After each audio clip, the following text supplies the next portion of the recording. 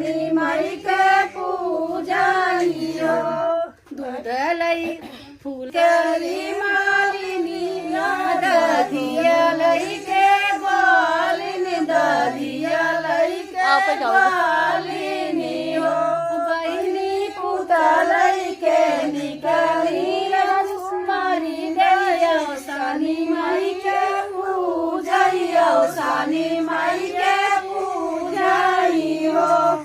फूललाई के निकाली मालिनी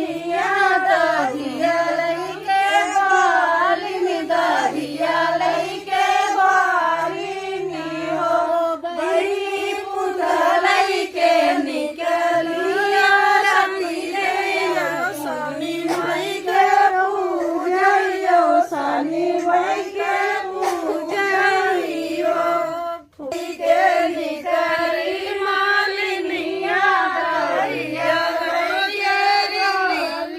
दधियालाई के बालिनी हो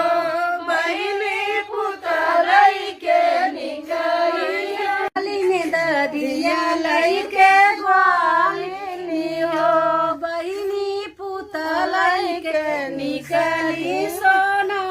दैया सानी माई के पूजाइयो सानी माई के पूजाइयो दूधलाई फूल करी मालिनी दधियालाई के बालिनी दधियालाई के बालिनी हो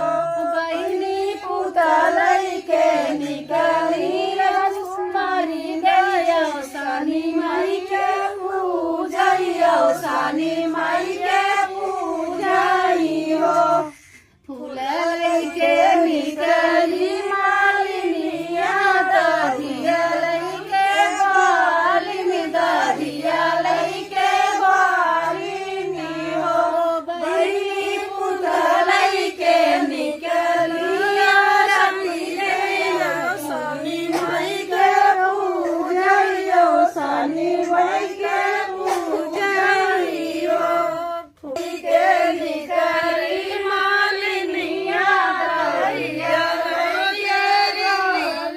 दधियालाई के बालिनी हो बहिनी पुतलाई के निकाली भाई भाई के दिलवा में कौन गुण हो माई गईलू लो भाई सुख सोमवार माई के मनई न भावे सुख सोमवार माई के मनई न भावे फल के भाई के दिलवा में कौन गुण हो